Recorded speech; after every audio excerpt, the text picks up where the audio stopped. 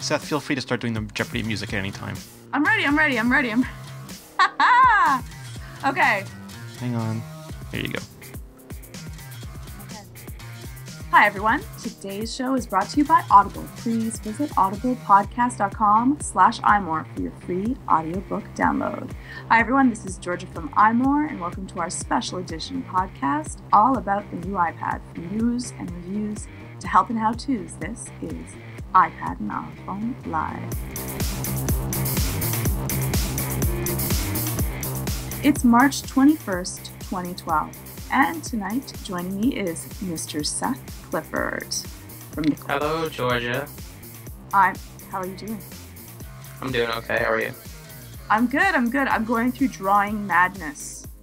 I'm busy playing that drawing game. I got bought by Zynga. You got to stop. Do I really? Yeah, they're going to start farming for sketches and selling you crayons for in-app purchases. Drawsome already makes me have to buy different colors. I'm like, I'm not buying any different colors. All right. And also joining me is the editor-in-chief of iMore, the man himself, Rene. How you doing? What's going on, Georgia? What's happening? Not much, really. Not much. Lies. Well, there's some Apple announcements. Do it. Hit it. Well, Apple, didn't do too badly for their sale of the iPad, selling probably more than this now. Hundreds of dozens? Hundreds of dozens of 3 million 3 iPads. million? Whoa. In the first 4 days, I think it was 3 million. It must be more by now. But so just to put it in context, though, so previous years, they only released in the U.S. initially, and it was only in the U.S. for a while. This time, they managed to put it in 12 nation/regions, so it was a much bigger release. But I think those are still pretty impressive numbers. They're amazingly impressive numbers, though, really. So the three of us bought them, so just a million times us, and that's the sales number. Math. It's just math. Yep, just numbers. Yep. Leanna would be proud, Rene. She doesn't like arithmetic. I think I might have a fighting chance in arithmetic.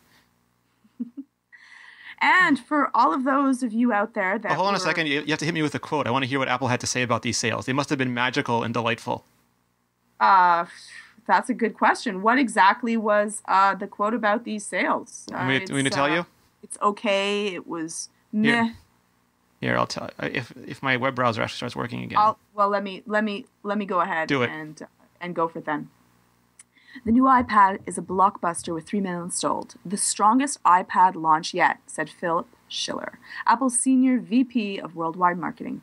Customers are loving the incredible new features of the iPad, including the stunning Retina display, and we can't wait to get into the hands of even more customers in the world this Friday. Yeah, 25 more countries launching this Friday. That's a crazy fast release compared to last year.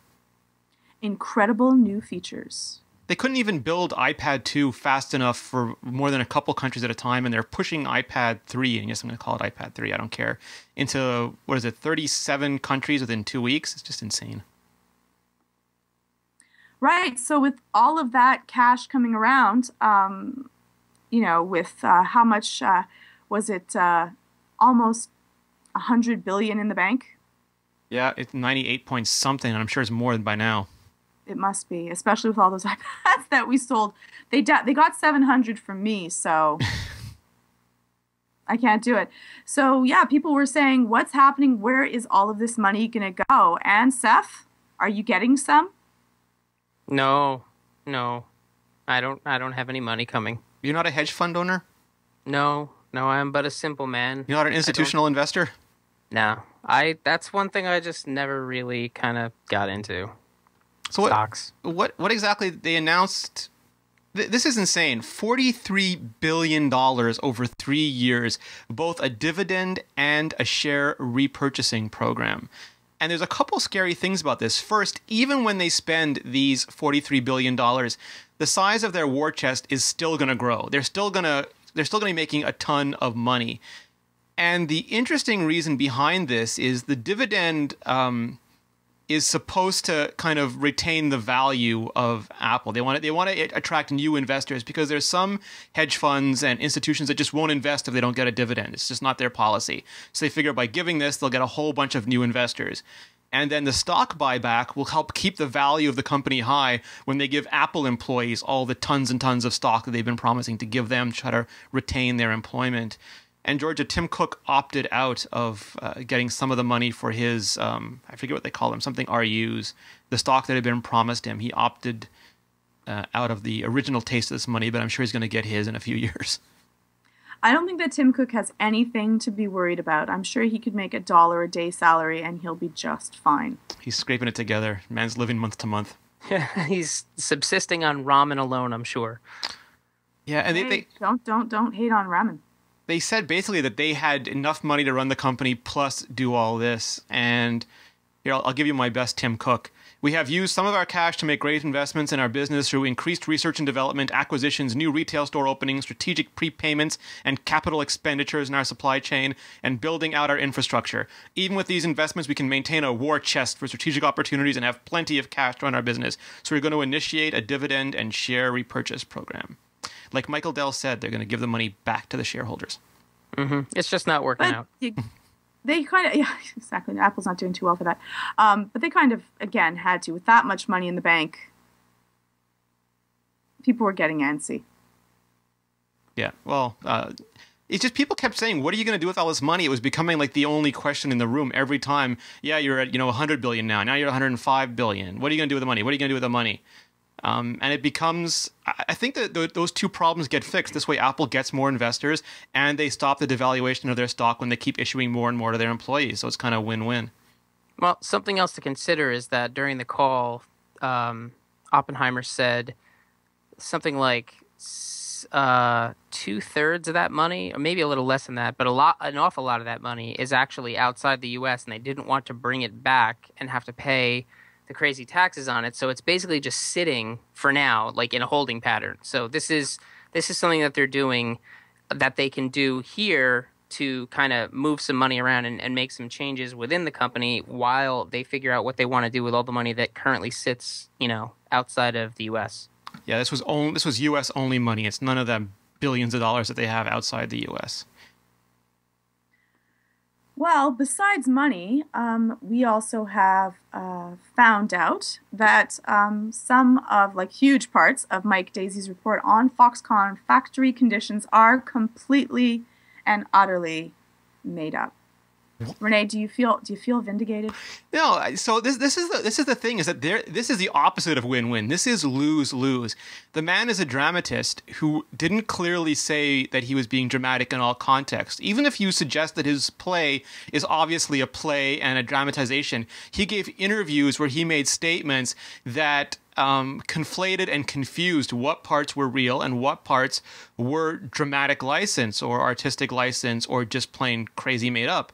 And that hurts everybody because it destroys his credibility. But there are real issues in China, and it allows people to dismiss those because of him. So not only did he not help the situation, I think he made it worse, and he's continuing to make it worse by kind of not just coming clean on it. Right. And again, Apple has known about this for a year now, and they said nothing about it either. Yeah, I think they kind of quietly went behind the scenes and told reporters that this didn't smell right and they should look into it. And, to their credit, some reporters did. Some reporters said, wait a minute, he said that he was the first person to do this? No, well, lots of other people have done this. Wait, he couldn't have been there then. And they actually went and found the translator who had translated for him and told her what he'd said. And she was like, no, wait a minute. So, but again, some of the things that he said did happen, but they didn't happen while he was there. They did not happen to people he spoke to. And he said, I saw underage workers, and he did not. I mean, maybe there were, maybe there weren't, but he did not see them, and he portrayed it as such, which causes huge problems. You just can't trust it in the end. Right, and it kind of lets Apple off the hook. And all the other companies that do business at Foxconn. It certainly confuses the issue, but I think that at least Apple has released a lot of because not just because of him, but because of earlier things and additional things. Apple has begun releasing a lot of this information themselves, so I think you can't really unring that bell. Whether it was true or not, it pushed the situation already, and I think it'll make it harder going forward, but I don't think it can go backwards now. Oh, I think that, again, people get bored quickly. Things, there's so many salacious information that's coming out. We all forget. That's true. As much as Daisy is to blame for not calling attention to the fact that this was a dramatic interpretation of events that took place, in or out of his presence, I think part of the blame has to be placed on, This American Life and the other journalists that played this up and didn't do the fact checking up front, and basically took it at face value and said, "Oh, this is news." Like the guy is doing a one-man show, and that's not what most journalists do. No. So could that not have been possibly a red flag? Like, hey, this guy does something different than the other people who bring us our news. Let's vet this a little bit first. And they're not canceling his show, by the way. I think he still has the show playing in 4 places, and they're not even issuing a statement saying that it's not a true account. They're just letting it ride. Yeah, well, at this point, whatever damage, quote unquote, has been done, and like you said, the issue exists and it's real, and unfortunately now there's a lot of confusing information that surrounds the issue, so the focus probably won't be where it needs to be, at least in the short term. What do you think, Georgia? Because you had a very good take on this. Do you think it hurts the situation in general when this happens? I do. It's any time that one case comes out as being false, it puts light on everyone else that's going to come out and say, listen, this actually did happen to me, and I'm suffering for whatever reasons it's so. Maybe everyone's like, well, we heard that, but perhaps it's not true. So it puts some doubt in people's minds. I don't think that there's anything wrong with, taking a look for yourself, but it's so difficult in, not that anyone can just go into Foxconn and take a look for themselves. So often the news is going to be from secondhand nature, and it's going to make it a little bit more difficult for someone else to come out and say, hey, listen, these are the conditions that I'm working under. Everyone's going to be like, yeah, maybe. It's like crying wolf, right? Maybe just get me my iPad cheap. Yeah. Yeah. So am I going to get to play Words with Friends on my iPad when I'm on an airplane, Rene? Yeah, that's interesting. It sounds like the FAA is reconsidering, or at least looking into, this no gadget policy. I mean, anyone who's flown knows that you can use your phone, you can use your iPad, and then this little bell goes off and you're told to put it away. And all you can do is read this ancient printed material that I remember somewhat from my childhood for about 20 to 30 minutes. Do you actually put it away? Do people actually stop using their device? Yeah, the stewardesses and stewards come by and give you like nasty looks. I just put it in airplane mode. Isn't that just good enough? Oh, I do that too, and put it in a pocket. But you still can't use it. You can't sit there like playing games on your iPad while you're taking off. But it's in airplane mode. It's made for airplanes. No, it doesn't matter. You're not allowed. You have to pick up a magazine or a book or something. But they're thinking about changing that because, there's never been a really great reason. Like, there's been different accounts. Maybe it causes interference. Maybe it causes inattentiveness. But yeah, I don't think using it, as long as it's not, irradiating the plane and making it crash, I don't think there's any problem with reading an iPad or a Kindle versus reading a book while you're waiting. Well, have there been any cases of someone using a phone and causing the airplane to crash or not be able to get like signals down to the air traffic controller? Well, let's see. Given that flight manuals are now placed on iPads and ensconced in cockpits, I'm going to say no. Like, I know some pilots and they're busy on their phone playing Sudoku the entire time. Yeah.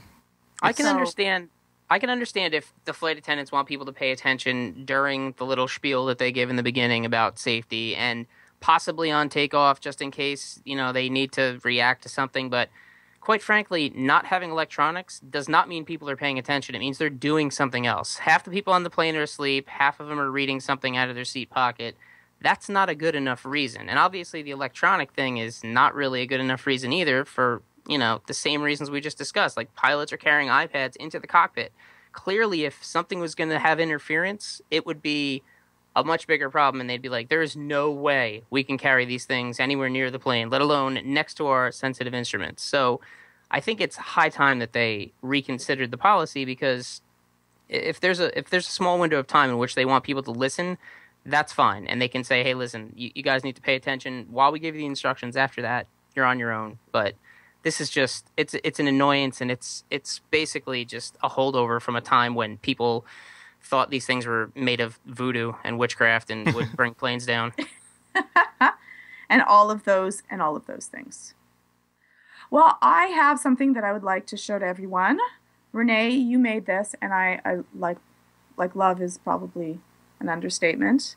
This is, if you've already gotten one of the special edition t-shirts, we now have wallpapers, and they're Retina graphics, so you can put them on your iPad. Woohoo! Look at that. I love it. So I have that my background and my wallpaper. Oh, nice, Rene. And we have them in full color and in grayscale. We have the traditional logo. We also have the Mobile Nations, Android Central, Crackberry, the Great Seal, the WebOS Nation. We have a ton of them. And we have like movie wallpapers and all sorts of really cool, crazy stuff. And that's in forums.imore.com. That is not a wallpaper. Just showing off art. It's not art either. I don't know what that is. Yeah, I don't know what that is either. Yeah, so go take a look, head down to the forums, and you can pick it up there. And if you would also like, submit any of your own wallpapers that you might have. Yeah, we're trying to get a really cool, hot, maybe naughty, maybe nice, maybe movie, maybe spice, I don't know. All sorts of different kinds of wallpapers for all sorts of different people. Do it. Well, Rene, today's show was brought to us by Audible, and you can visit them by going to audiblepodcast.com/imore. And Rene, have you done this yet? Hurry up. I love Audible. I'm a huge Audible user. I have been for a long time because I used to commute to work, and it used to take me like an hour and a half. If there was snow, 3 hours to get to work. So I listen to a ton of books. Also, I write all day, and when I'm not writing, I'm reading other people's stuff to inform my writing. So it's really hard for me to find the time or have, any eyes left to read for enjoyment. So the ability to listen to books for me is fantastic. And it's not like some dry, it's not like someone like me doing like a dry, monotone, monotonous reading of something. They have actors. They're like staged. Some of them have multiple actors, and they do a really good job. I hate it when a man is using the woman's voice. What are you talking about, Georgia? Yes, she went down there. No. Oh, but sometimes it happens. Like Neil Gaiman, he reads some of his own books and he does all the voices, but it's still it's a fantastic job. Yeah, that's cool. Yeah, that I could listen to. And last time I recommended the two Steve Jobs, like the Steve Jobs biography and the Inside Apple book, and I listened to both of those on Audible, and they were fantastic. And I'd read them previously, but I wanted to enjoy them again. And this time I got the Neil Gaiman books, Stardust, Neverwhere, and American Gods on Audible, and listened to them. And I have the Game of Thrones series in my queue now. I've just finished downloading all of them. Yeah. Tell me how that is, because I'm completely into Game of Thrones. I'm sure it's going to be filled with generational blood, debauchery, and violence, so we'll see how that goes. But yeah, I'm looking forward to it. I live in Montreal. Winter's always here. That takes away a bit from the series when you live in Canada, but otherwise you can enjoy it. It's like that's not a wall. I totally get that all the time. That's our shopping center. Leave us alone. Yeah, exactly. That's my yesterday.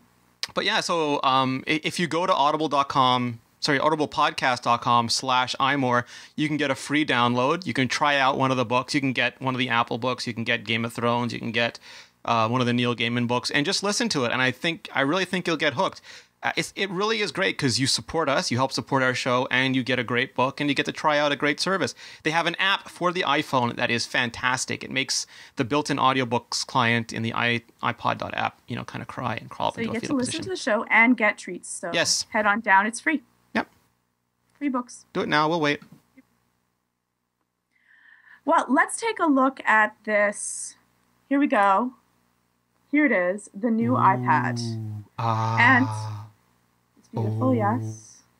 Let's talk a little bit about the technology in this. All right, so is this our official iMore podcast, the new iPad review? This is the review on the iPad. Nice. The beauty of it all. So let's talk tech. How good is the Retina display, Seth? Oh, it's pretty darn good, I gotta say. I thought it was going to be nice, and then when I finally got the iPad and booted it up and bathed in its wonderful luminescent glow, ooh, that was really something. Is that why you're so tanned? Yeah. It's actually, well, yeah. we'll get into the warming of the stuff later. So for me, This is like 4 times as many pixels, a little bit more than 4 times as many pixels as what was in the iPad 2. It's exactly 4 times, and it's in the same space, which is a crazy thing. I mean, for every From 1 pixel, 700,000 to 3.1 million. Yeah, for every single pixel you had on the iPad 2, you now have 4 on it. Like they actually basically cut them into 4 for this iPad. And to me, people made different analogies. Some people said it's like putting on your glasses, and I have Coke bottle glasses, so for me that wasn't as impressive. But it was like going from standard definition video to high definition video, like going from cheap newspaper newsprint to a glossy magazine. It's something you really can't appreciate until you see it, mostly because you can't show an iPad display on anything but an iPad display. Nothing else is dense enough outside of like some medical imagery or something. And that sounds like such a ridiculous thing to say. Like you can't, you have to see it to believe, like that kind of perspective. But truthfully, when the Retina display hit the iPhone, it was great. And we were like, wow, this is really crisp. And I kind of expected it to just be extrapolated up to the iPad. Like, oh, wow, it's just as good. It's so much better because of its size and because of what you can do with it. And just, it's astounding how good it is. I don't know if you had the same experience as me, Georgia, but when I had the iPad at first, I loved it because it was so much bigger and more expansive, and I called it an iPhone on IMAX. But then the iPhone 4 came out, and the screen was so clear that I went back to reading on that, just because even though it was tighter and smaller, it was still so much nicer. But now I've got that same crispness and clarity on that giant screen again, and I'm just reading everything on the iPad.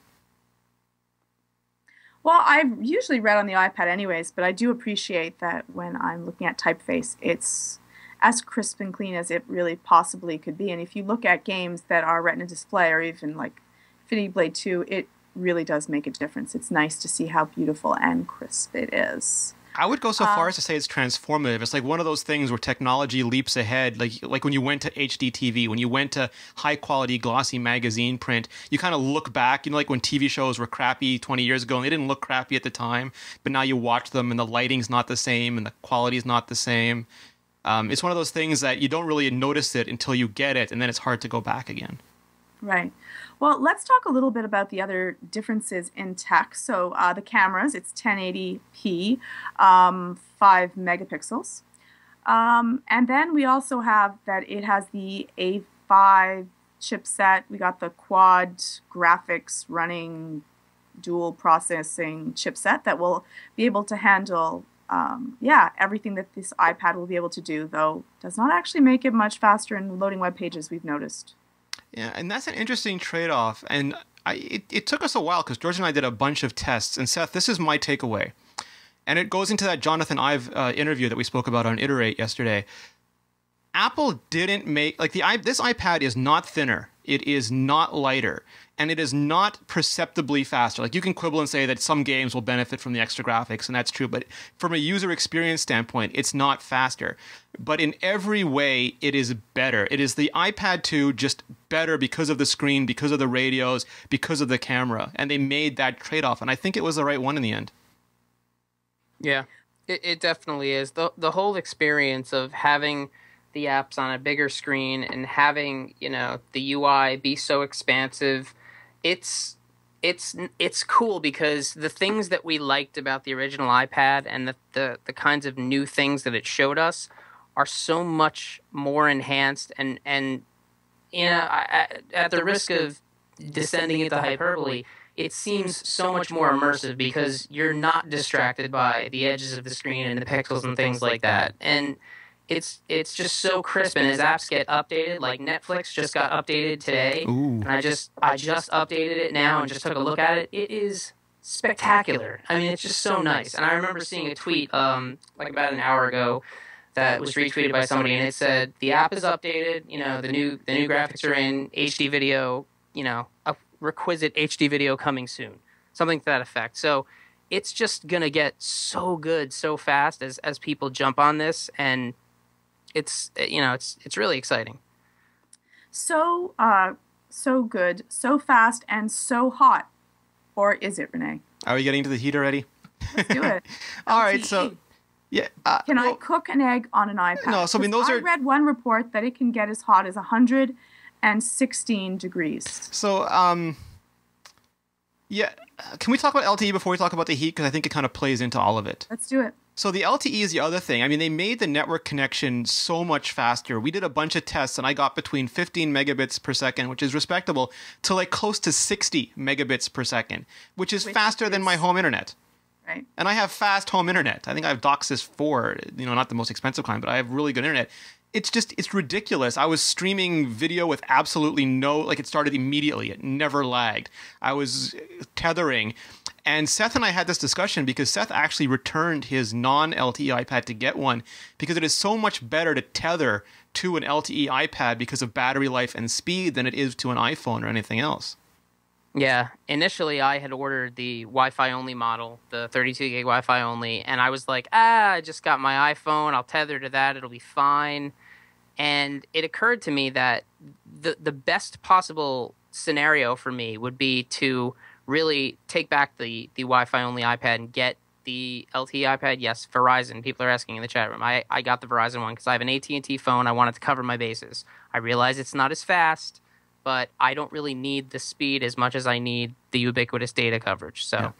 That's the long and short of it. But yeah, I took it back. I got the Verizon one, and I've been seeing, not as fast as AT&T, but solid speeds. I mean, like hovering around 20 just about everywhere I go. Yeah. And I've only done a couple of tests. I have not pushed it as far as you have this past weekend. And Georgia got the Wi-Fi version, but even the HSPA Plus is good. Right, because I don't use my iPad outside of the home. Yeah. Ever. Now, Seth, do you take your iPad with you when you go places? Like, will that be your device if you go to, say, Starbucks and want to work for a little while there or something? Yeah, I'm definitely going to try to carry it more. Like, since we've got the LTE and it is really good, I think I'm going to try to actually do what Rene has done and kind of make the iPad my main device and keep my phone as, the communication platform, because it's so much nicer to use now because of both the speed and the screen. And obviously, I went from a first-gen iPad to this one, so there's a noticeable jump in performance for me that, a lot of people may not be experiencing because they had the iPad too. So the whole experience is great. And I think what I'm going to try to do is I'm actually going to try to take the stuff that I can do on the iPad and really do it there and just see how it works. I still need my full laptop and my, desktop setup with a monitor and a mouse for a lot of things, but I plan on becoming more mobile with this thing, and I plan on taking it places and just, really not forcing myself to use it, but trying to experience it that way. Jessica in the chat room is saying that even her 3G speeds are faster, and that's true because it's got a much better HSPA Plus radio. It's got a dual one actually. So instead of capping out at like 14.4, it can theoretically go to 42. And I usually get like 5 or 8 at best, and I'm getting 16 on HSPA Plus with a new iPad. Well, interestingly enough, one of my coworkers who's not exceptionally techie has just purchased an iPad, and primarily for the use of being able to use it as a hotspot. Yeah. So that she will be able to work and have internet connection at the same time. Which you can't do on AT&T yet, by the way. Right. Pardon me? And AT&T is not offering that yet, so just be aware of that. Yeah, and speaking of the hotspot, that was the other thing that Rene and I had talked about kind of briefly on, I guess it was Sunday that I went back to the mall. He made a good point. It was something I thought about but kind of dismissed. He said, I would much rather tether to the iPad with that monster battery and run that thing down and still have my phone when I need it than have to worry about my phone battery getting run down. And then, what am I going to do with the iPad? I can't make calls with it. They're asking about battery life. I usually tethered to my phone before, and after a couple hours, my phone would be, very, very low. I tethered to the iPad for a couple hours, 3-4 hours. It was like 4% down. It was much, much better than an iPhone. Yeah. Right. So let's go back to LTE. Rene, you did a look at how hot can the iPad get. And again, we've heard that there were some news stories that it could get to 116 degrees, which is cooking hot. But the thing with these stories that just gets my goat, that just that makes me crazy, is that these are such. They're such Apple link baity stories.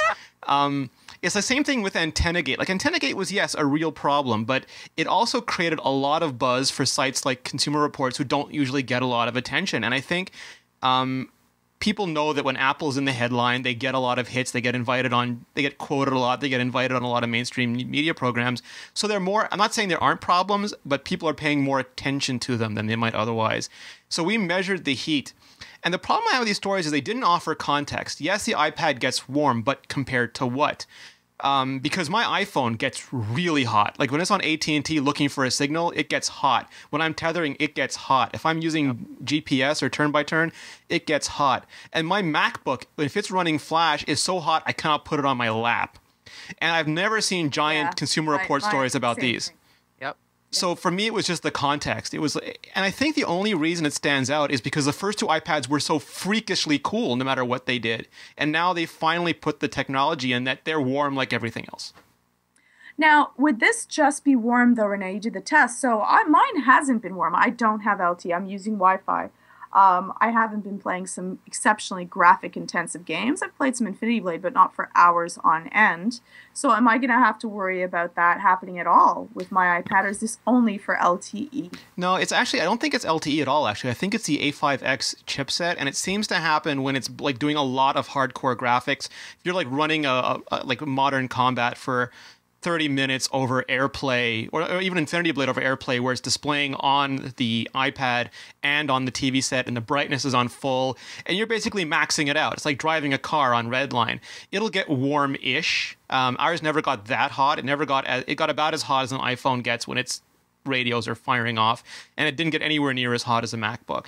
So it's possible some people might have got, defective units, and Apple put out a statement saying if you did, bring them back to the Apple Store. But for everyday use, it's a silly thing. I mean, it's not. It's real, but it's not worth the headlines people are giving it. Well, that's a little bit about the technology behind the iPad, but really what the iPad is about is the user experience. And Seth, what have you found about the user experience that makes this iPad better? Well, for me, there's a couple things. Obviously, the screen is impeccable. It makes, all the reading and viewing of content that I do on it that much more enjoyable. Stuff like Instapaper that is pretty much strictly text is, like, that stuff really shines now. There's anything that has, great fonts looks even better. Anything that, is tailored and carefully designed looks that much better. So the screen is a big thing. The other thing for me that I noticed, and I mentioned this briefly on Twitter, was that on the iPad 1, when I enabled the gestures, it never seemed to be really responsive. And basically, they're saying I'm echoing in the chat room. I don't know if I am. I can't hear any echo on my side. I can't. Do you guys either. hear an echo? No, but I'll never hear it. They're saying it's a good echo, like I'm powerful. Turn it on too. They're saying it happens when I go full screen. I didn't mean to derail the show, but I just needed to mention it. Yeah, that's good that you mentioned it, actually, because echo bad. All right, so take me off full screen. Put me back on the 3 up there, and I'll just talk. Yeah, I'll poke at Seth while he's chatting. That's great. Thank you. Just trying to be helpful. All right. So basically, as I was saying, gestures on my iPad 1 never seemed responsive enough to use, and it felt really kind of kludgy, and I kept going back to the home button. But I have been really digging gestures on this thing because it's very, very snappy, and I don't think I've missed a single kind of 5-finger pinch back to the springboard or swipe up to get the fast switch tray. And, back and forth to the left and right to flip between apps. It's very quick and it's very responsive. So that's something cool that I've discovered that I really wasn't using before because it just didn't kind of meet any kind of performance for me. It was just very strange. Aside from that, the LTE is great. Like that is the other thing that is really cool. It's like having Wi-Fi when you don't have Wi-Fi. It really is. It's better than some of the Wi-Fi you'll find in public. And then you'll find at home. Yeah, truthfully, yeah. Rene, have you been doing anything with the camera camera and with iPhoto, and how is that? I very wisely left that to our resident photography expert, Leanna Lofty, and she took it out for a very thorough spin. My take on it is this. No one is going to be using this as a primary camera, but it does kind of follow the same best camera analogy. That if it's all you, like, let's say you're sitting there, you're enjoying, like, you're reading the web or you're reading an iBook and your kid does something delightful, or Sasquatch runs across your line of sight, something happens that you need to take a picture quickly and you happen to have your iPad there, it's really nice that you can finally take a decent picture or take some decent video. So it's opportunistic photography. It's not, I don't think anyone's going to go out on a photo haunt with that giant camera, like with a hood over the back, like the old days. But the fact that it has a camera and it's a decent camera, I think, is important. And again, you know, because I'm primarily relatively lazy, having the iPad there and being able to not have to find my phone if I'm using it, it's nice to be able to take a photo with that. The stabilizer, anyone take a peek into that? Yeah, well, I mean, it's basically, it's the exact same camera as the iPhone 4S, but at the resolution of the iPhone 4. And I think that's important too. Like if you're a real estate agent and your iPad is your business tool, or if you're using it for anything and you want to take a picture of a document, or you want to take video of, let's say you're an insurance adjuster, you want to take video of damage to a house, you can do all that now in fairly good quality and not have to worry about a secondary device. That's exactly what I was going to say. It's not going to replace either a decent camera or, let's say, your 4S for taking really good pictures, if that's what you're used to doing. But the utility of having a functional and decent camera on there definitely helps out with some apps. I was thinking about things like scanning documents, like you said, or if you know, as part of a utility for an application, it's just good to be able to know that your images that you capture are going to be usable and you're not going to look at them later and be like, why did I even bother? I can't even read that whiteboard. Now I'm going to get fired. Right. And for web browsing, we did a speed test in between, which we mentioned before, in between the iPad 2 and the new iPad, the iPad 3, whatever you so wish to call it. And we found that the web was not any faster for the next generation of iPad, which is something that I was hoping for, though, with that many pixels that they're having to push. It's pretty impressive that it's able to keep up with the iPad 2 with such a low resolution in the first place. It's doing 4 times the work at the same speed, which, like, I mean, you don't notice that, but that's pretty impressive performance. And it goes back to me with the spec versus experience thing. And it's so much nicer to read and look at pictures and stuff with that display and with the faster internet, like a cellular radio connection, if that's what you're using, that the experience is much better, even though I don't know if that makes sense, even though the raw performance of of WebKit and Nitro isn't really improved as far as we know. No. And they didn't really have a choice, did they, Rene? They had to make sure that this iPad performed at least at the same speed as the iPad 2, because that would have been, for me, that would have made that would have broken it. I wouldn't have gotten the next generation of iPad if it was slightly slower, because that's one of the annoyances of waiting for a very large page to have to deal with. I think that would have been, it was essential that they were able to at least keep up with the pace of the iPad 2, because even waiting for a couple of seconds for a page to load, I'm like getting antsy. Well, so that's the thing. I mean, you can never, ever do everything. Everything has an opportunity cost and has compromises, and Apple chose specific compromises. They wanted that screen. They wanted to have that screen in the new iPad.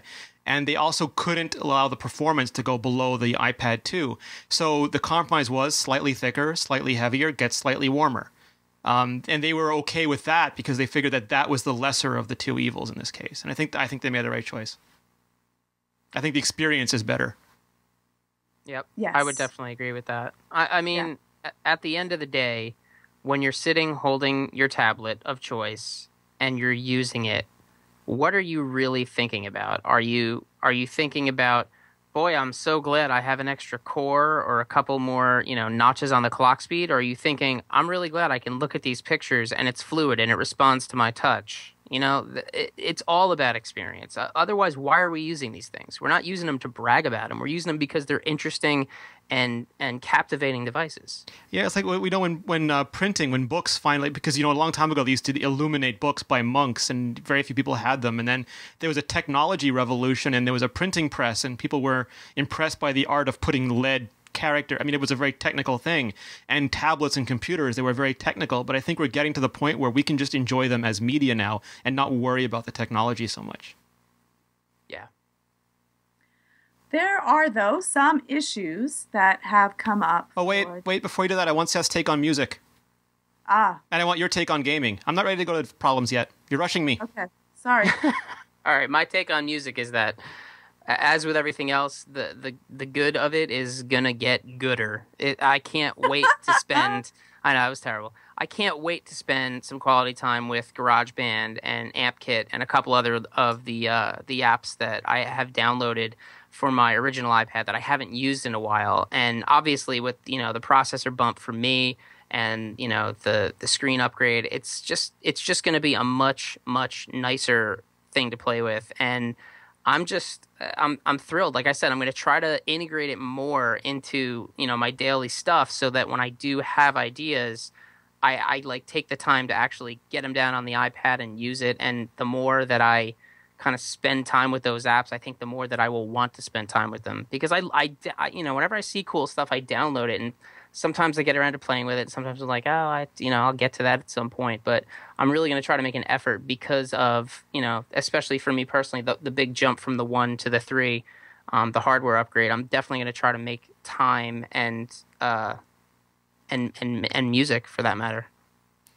Yeah, I see. I'm not a musician, so I can't. The only thing I can do is kind of equate it to video, and because the screen is bigger than 1080p, so you can watch 1080p in native resolution.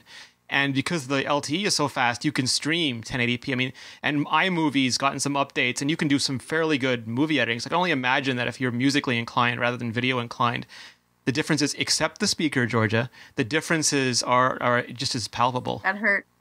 Well, no, yeah. They didn't fix you. They fixed me, not you. I understand. I wouldn't be using the speaker. I'd be plugging in a good pair of headphones anyway.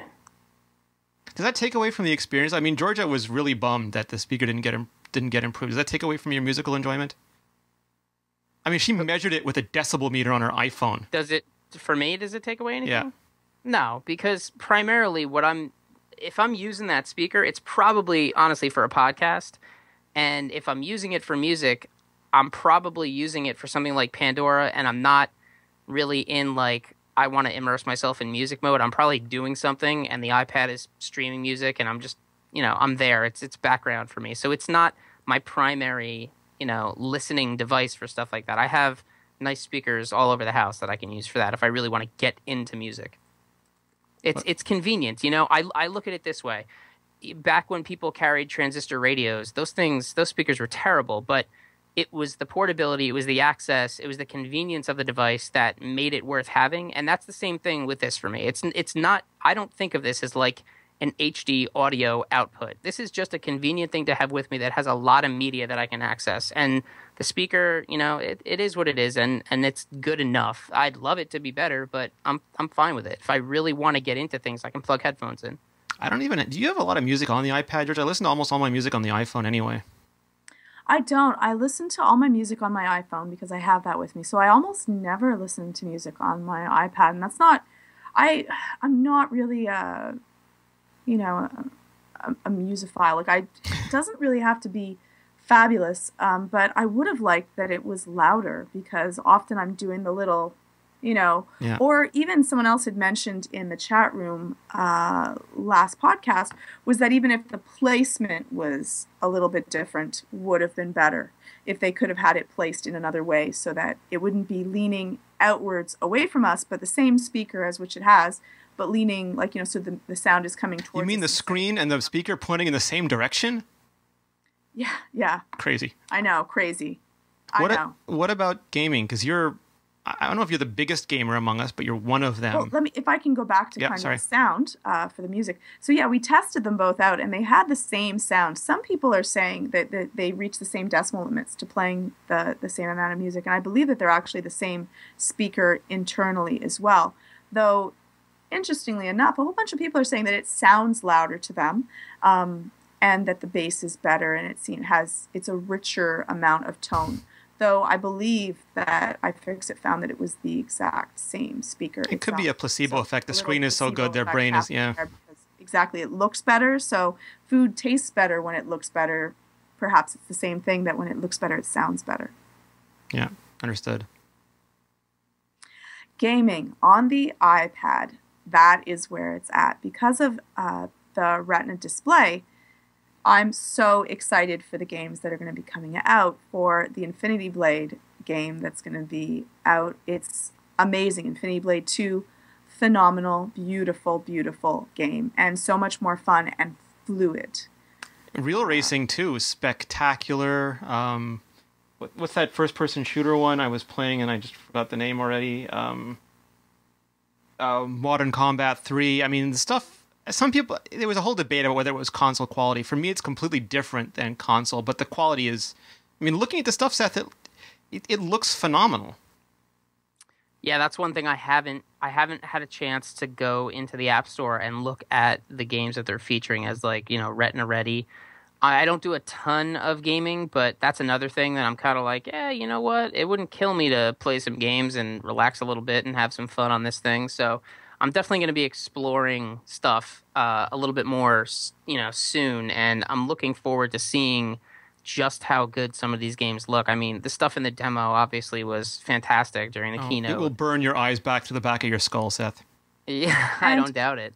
And what I also liked was that they're also using different ways to interact with your screen, really using the graphics and being able to interact directly with a touchscreen instead of having just a D-pad, which every once in a while, again, my fingers kind of slip off because I don't see it. So yeah, they're making more native control now.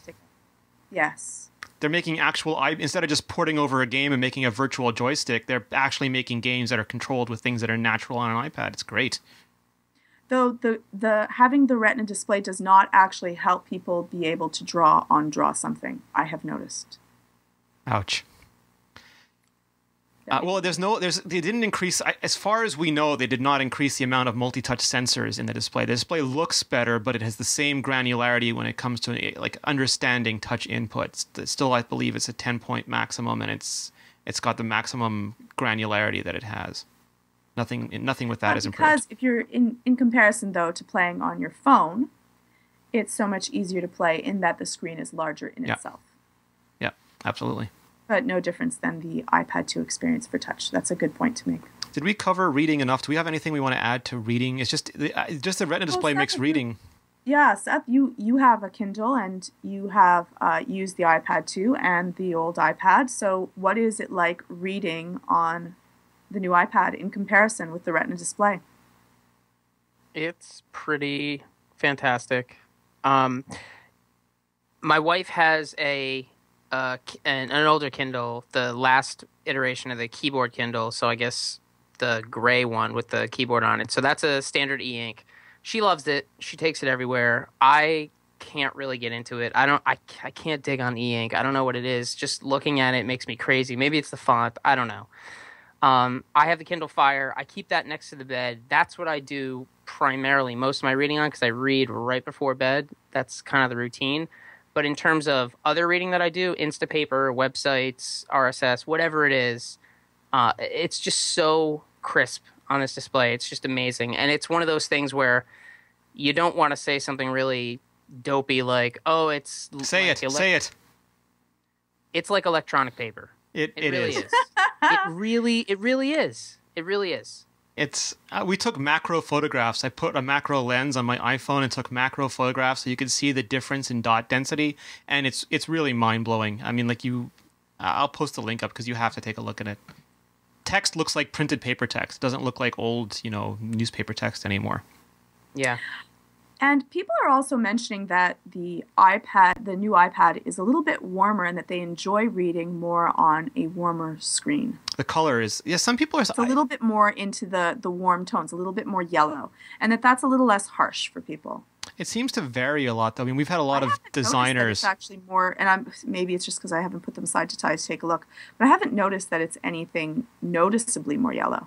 Well, like I said, it seems to vary a lot. Like some people are getting units that are much more yellow, much more blue. The color temperature seems to have a lot of variance right now. We'll have to see if that's just the initial batch or if that's something that Apple's still playing around with.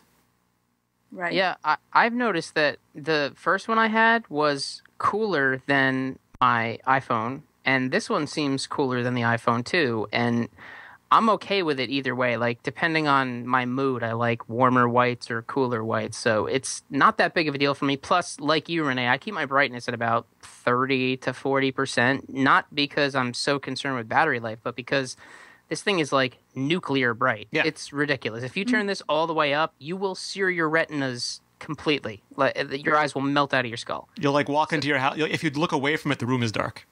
No matter how bright the room is, if you look away, the room is dark. It's pretty crazy. I was actually running the battery down the other day just to kind of do my initial calibration / test to see how long it would last. And I had the brightness way up, and I couldn't even really look at it. I was just going through settings, and I was like, it's too much. I got to back away. Yeah. No, it's absurd. Georgia, what are you showing us? Just brightening up my Oh, wow. iPad. It's like looking into the sun. It is. Yeah, there we go. Nice. I felt warmer when you did that. I enjoy like the fact that I can read and zoom, and it renders really well as well. So I have to say I enjoy that. For the issues. Yes. So we already spoke about the heat to the iPad. Rene, what did you find when you did your actual tong test? Yeah, it's Tong, not tongue. It's no hotter than the iPhone and cooler than the MacBook Pro. So I mean, it is warmer than the original iPad, but only because the original iPad and the iPad 2 were freakishly cold. Right. Okay. Now, the battery life is almost exactly the same. Yes. But Rene, you noticed something different with the charging. Well, so we say the battery life is the same, but it's doing a lot more. So what Apple did to make it the same is it's a 70% higher capacity battery. And that means like if you have an almost double-sized gas tank, it's going to take you twice as long to fill that tank. So it's taking people twice as long to charge the iPad. That's physics. That's not, Apple messing anything up. Much bigger battery, much longer to charge. I just charge mine overnight now. Like if I see it's getting close to 20%, 10%, I'll plug it in overnight. Then I don't have to worry about it. So yes, it takes longer to charge. Yeah, roughly twice as long. Not quite, but roughly. Yeah, I actually I ran mine down yesterday, and I plugged it in and checked it and kept track of it. And I plugged it in right around 7 o'clock. And at, I guess it was 9, I think it was like 40% full. So that's a lot slower than the old one used to charge. And based on that, I did some quick math and figured out that it would probably take between 5 and 6 hours to charge this thing fully. And that's not an insignificant amount longer than it would have taken the old one. However, I mean, like you said, it's physics. This is the trade-off. You have a bigger battery so that you can have the same battery life with more features. This is the way it is. The only thing they could have done was ship a different charger, a higher wattage charger with it. But, that's the way it is. Like you said, charge it overnight if you're worried about it. Don't even think about it. Now, the one thing that might be a cause for concern for some people is that if you're doing incredibly intensive stuff like LTE, gaming, and everything, the same stuff that makes it warm, it might be using so much power that unless you're using a proper charger, you might not be able to plug it into USB and actually charge it while you're running at full steam. So you want to pay attention to that. Can I talk about the other crazy headline of the day, Georgia? Yeah, go for it. The Wall Street Journal reported that if you use faster data, you will use up your data faster. Oh, by the way, if you turn your faucet in your sink on a higher setting, more water may come out too. If you buy a Ferrari, you might spend more on gas. It's so dumb. No, I don't mean to be mean because there are some people who just don't think about it. I mean, it's not like they buy a new iPad, it's got LTE, they start streaming video, and they're so excited that video finally plays instantly and doesn't buffer. Because I think on the old devices, people would be upset. Like it would stutter, it would buffer, and they'd just stop watching, and that saved them a lot of bandwidth. But now it's silky smooth, so they're probably sitting there, and 3 hours later, they don't realize they've burned through their entire AT&T 2 gigs. So it is an issue. It's just not a Wall Street Journal headline issue. Fair enough. No, you were going to say. Wait, when it becomes a Consumer Reports issue, then it's an issue. Yeah, no, I mean, you have to realize that if you use more data, you're going to go through your data faster, and maybe you need a higher cap, or maybe you need to get on Wi-Fi more. If you use more data, you're going to use more data. It really... Yes, if you watch if you use more data, it's going to use more data. But if you watch the same video on the new iPad versus the iPad 2, it's the same video, it's the same amount of data. Maybe. See, we don't know if Apple's giving you a higher quality video if you're using a 1080p iPad. They might actually... if people get the video and you choose 1080p or something else, then... It's not always, because they're using dynamic streaming that automatically adjusts based on your bandwidth. Like, I'm not sure if they're always using it, but it's possible that they're sending you higher quality video when they detect that you have a better quality device. So it's worth keeping an eye on. Right. So when I'm watching my Flash videos... Oh, wait. No, that wouldn't make a difference. Flash vid. Yeah. Was it? I think it was Ed. Was it Ed Baig who made that comment that it still doesn't support? You know, my take on this is my mom doesn't know what Flash is, but she knows that some of her videos don't play. Georgia knows that some of the restaurant sites she goes to don't work. Some people know that the Flash-based interfaces for some games don't work. Adobe is not making Flash Mobile anymore. They gave up on it, partly because it was very difficult. It was originally designed for big, chunky desktop computers, and they started very late. If they had started 5 years ago to make it mobile optimized, maybe it would have worked. They waited a long time, ultimately gave up. But we posted a whole article with suggestions, Georgia. Like, you can use Skyfire to, and Skyfire will transcode the Flash video on their site and send it to you in an iPad-compatible format. You can use iSwifter, and they repackage a lot of the Flash games in a way that you can play them on your iPad. So there are several alternatives that you can try, and a lot of websites just serve HTML5 video now, and you don't have to worry about Flash. So it's not an entirely lost cause. Well, it isn't, but it's still frustrating, if nothing else. The other thing that some people we were hoping for, and I think that we discussed before it came out that it might not actually be as useful, but that there is no Siri, but we did get dictation.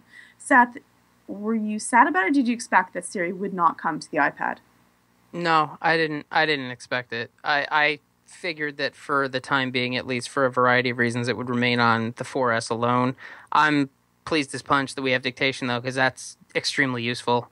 You know, Rene's done a couple of mock-ups of interfaces for what Siri could look like on the iPad. There's interface issues with how it gets handled, not to mention the fact that a lot of the apps that Siri plugs into are not present on the iPad by default the way they are on the iPhone. And there's always the consideration that it's still in beta, they're still scaling it, it still does fail out sometimes, and maybe it's just not ready to have that many more devices thrown at it. There's a whole variety of reasons why, but the dictation, having that there, for me, for my use cases, that's perfect. I was sad that Siri was not on the new iPad. I'd assumed that hopefully it would, but dictation, like, they didn't even believe enough in dictation to have it live during the keynote. It works though. I mean, I've been using it a lot, and so far it's been really good for me. Okay. Have you tried it? No. Because it's not obvious. People aren't used to it because it wasn't on the old iPad. So if you had an old iPad, you just don't think about it. And for some reason, mine wasn't even on by default. I had to go into the settings and turn it on and agree to Apple's privacy policy to be able to use it. But once it was there, I'm just hitting that and talking. I have to say I have one more issue with the iPad that's an old issue of mine. Here we go. Brought it up before. Wow. I would love to have a clock on my iPad.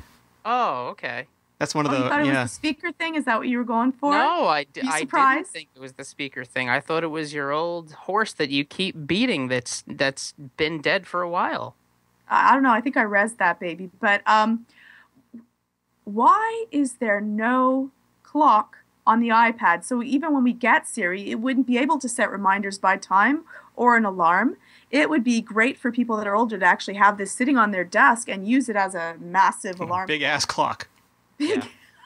That's what it should be called, you know. And then when you know Kevin is carrying his iPad around instead of his playbook, you know, he'll have a special. He can actually have a clock on this. I couldn't even do that. He's doing the Flavor Flav.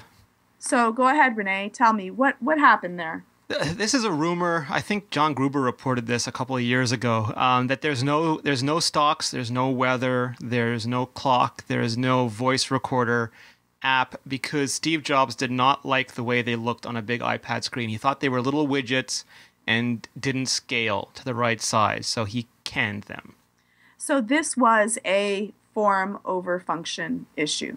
Well, it's the same thing. Like, they believe that there's a certain experience, and if the app doesn't live up to what in their minds they want it to look like, they would rather not ship anything at all. But, there's a lot of clocks you can buy in the App Store that look pretty good, and Apple's got really good interface designers. So there are. It's just something that I think should come native on my iPad. It just seems ridiculous that we didn't have to get it, and I think that part of me, I'm a little upset that they haven't already thought about putting this in. For 2.5 years later, there's still no. Well, 2 years later, there's still no web apps, whatever you want to call them. Yeah, it's just something I think would be nice. The one that's the weirdest to me, though, I mean, even though I don't use it all that much, I feel like stocks is something that could be really, really translated well to this. I mean, it's data representation. Like, you can't. There's got to be a way to do a stocks app that a skeuomorphic way, Seth. Yeah, you can. Yeah, all the stock tickers are made of candy canes and stuff. So, no, I mean honestly, and it would be nice to have. Again, I like widgets. Steve Jobs doesn't, but to have it like when you're going through or you're getting some of the magazines, a lot of people I think would use it for looking at their stocks at the same time. Agreed. Okay, you get that one, Georgia. We agree with you on that one. Yeah. Well done. I agree with the clock thing. I think it's perfectly useful on the iPad. Me too. And Apple, give us our widget apps.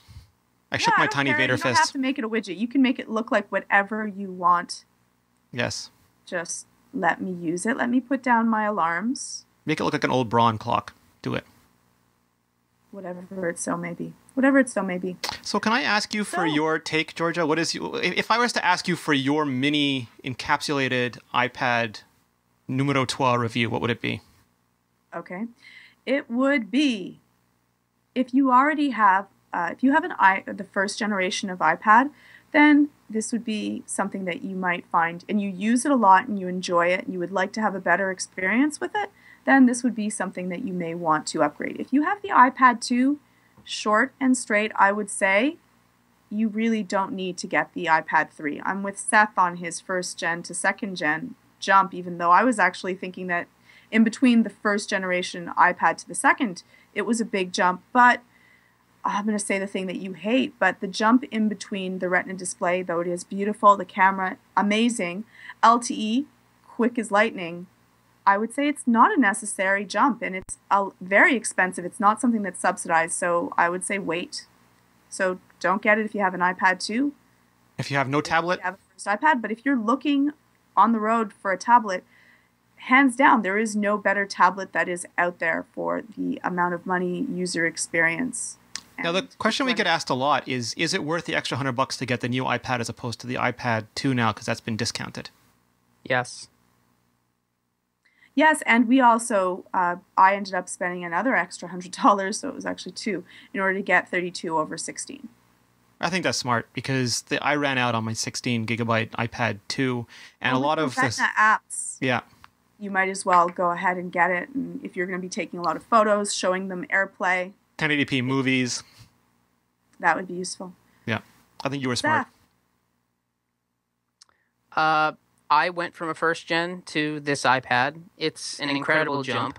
The reason I didn't get the iPad 2, simply put, was that I really wanted a Retina display. I didn't think that the processor bump and the size difference in the iPad 2 were compelling enough to make that jump. Now that the Retina display is here, it's fabulous. It's really, really a great upgrade. If you, as we said, if you have no tablet, this is an excellent place to start, probably the best place to start. If you have an iPad 1 and you like it, a great jump. Trust me, it is. If you have an iPad 2, Georgia does have a point. You probably don't need to go to this, but if you do a lot of reading on it, if you really enjoy using it and you have the money to upgrade, you won't be sorry, because the jump from the 3GS to the 4 was so pleasant because of that screen. This is just this. It's the same thing. It's going to enhance the experience that much more.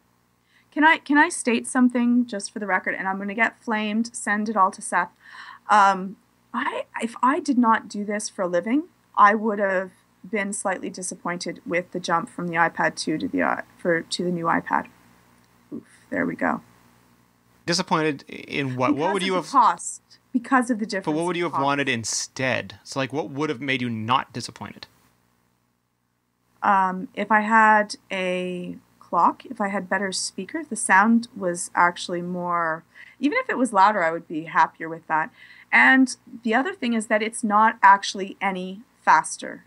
But did you need faster? Was it too slow? I would have enjoyed, again, when my web pages load, I'm actually waiting for them. If it loaded faster, I would have a better user experience, and that would have made it worth it for me, but it doesn't. So if it didn't have a Retina display, but it was faster, would that have been a better upgrade?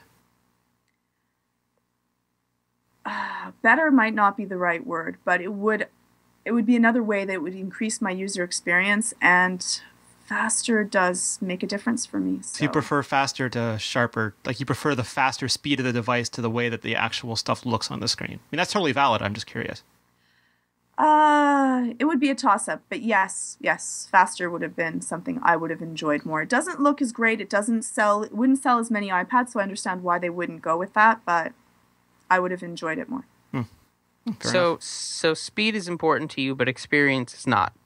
Well, speed is experience for her. Experience for me, because when I'm surfing, like I'm going to a web page and I'm having to wait for a very expansive web page to load, it takes a long time and I get stressed during that period of time. So I will sometimes switch. And again, sometimes I'll switch because I can use Flash. There are ways around, but well, no, some people will watch lower res video because it's faster, and they won't watch the highest version available because they don't want to wait for it. I mean, I don't have a lot of free time, so the free time that I have, I want to watch and get as much out of it as I can. And waiting for pages to load, or heaven forbid, I press something that I shouldn't, and I load up another page, and then I have to head back and reload it.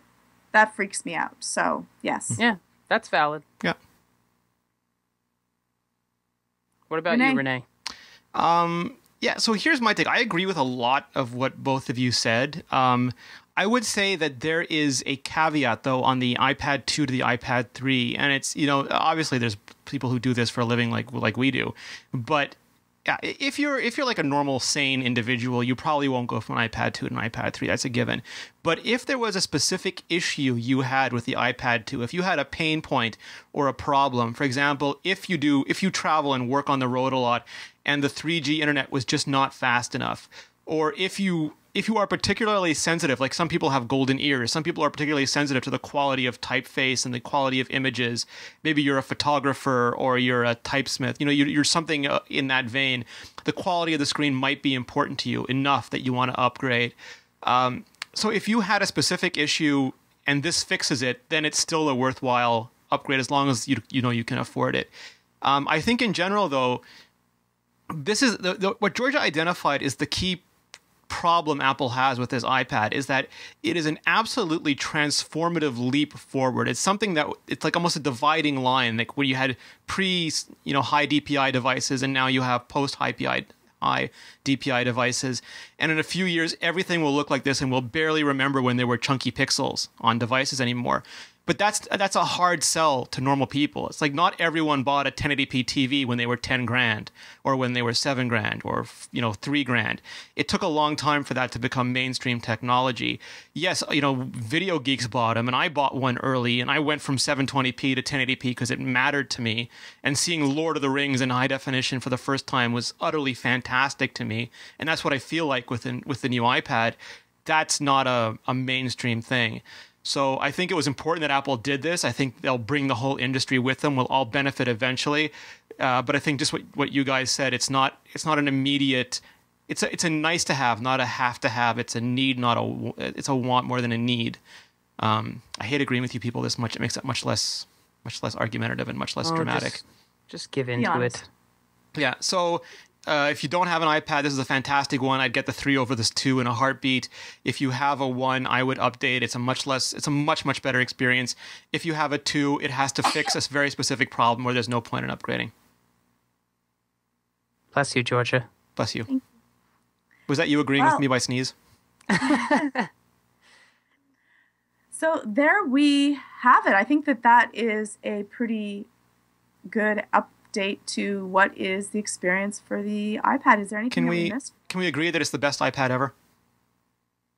Certainly. I would go further to say that it's the best tablet out there. Yeah, I agree. For the money, for the experience, for what you get. It's crazy because a couple of years ago, this was Star Trek. Like, you would never, if I had told Seth that he would have 2048 by 1536 Retina display in his hands going 50 megabits per second down, and pushing that many pixels, he would have looked at me like I was stupid. He'd be like, what? Oh. Yeah. No, not stupid per se, but probably unstable. Yeah, and now we're holding it like now they sold 3 million of them. I mean, it sounds fanboyish, and I hate saying it, but in a lot of ways, Apple is driving the future of consumer electronics right now. I mean, they're just taking it and running with it as fast as they can. And they'll stumble eventually, but I hope it's not for a while because I really want all the next crazy things that they think of. I love tech, so I hope everyone, I'm waiting for my phone, my watch phone. Waiting. George is like, okay, I got the iPad. What's next? Move on next. Exactly. Oh, I'll enjoy the iPad too. I'm just waiting for the... Nice. Well, let's wrap this up. Seth, where do the senders find... senders? I'm still thinking about the watch phone. Where do the stalkers find you? You can find me on Twitter at Seth Clifford. You can find me on The iMore Show and on Iterate with Rene and Mark Edwards of Bajango. And if you'd like to check out our work, some of the apps and sites that we build, please visit our website. It's nfidm.com. We're Nickelfish. Sweet. And they do amazing stuff, so take a look at them. And Rene, thank you very much. Well, thank you for inviting me. Where do people find you? You can find me at Rene Ritchie on Twitter. You can find me at imore.com. Whoop. George's sneezes are contagious. Whoa. You can find me at Rene Ritchie. You can find me on at www.imore.com. And you can find me on this podcast every week. And I'm Georgia, and you can find me on Twitter at GeorgiaTIPB. And you can also find me on the website, www.imore.com. Nice. And, of course, you can reach all of us on Twitter at iMore. You can also email us at podcast@imore.com. Leave a comment when the website and the show goes live. We're here every Wednesday night, 6 p.m. Pacific, 9 p.m. Eastern at www.imore.com/live for all our podcasts, audio and video, including iPhone and iPad Live, Zen and Tech, Iterate, cmobilenations.com/shows. If you haven't already, please subscribe in iTunes and leave a rating. Helps people find us and means a lot to us. And special thanks to the iMore Accessory Store for sponsoring this podcast, and Audacity, and to everyone else that showed up live for the chat. And yes, there will be a Zen and Tech coming up right after. Nice. So stick around. Stay here. Stay tuned. No leave. Are we done? Is that the news and we're out of here? That's it. Yep. We're done. End of line.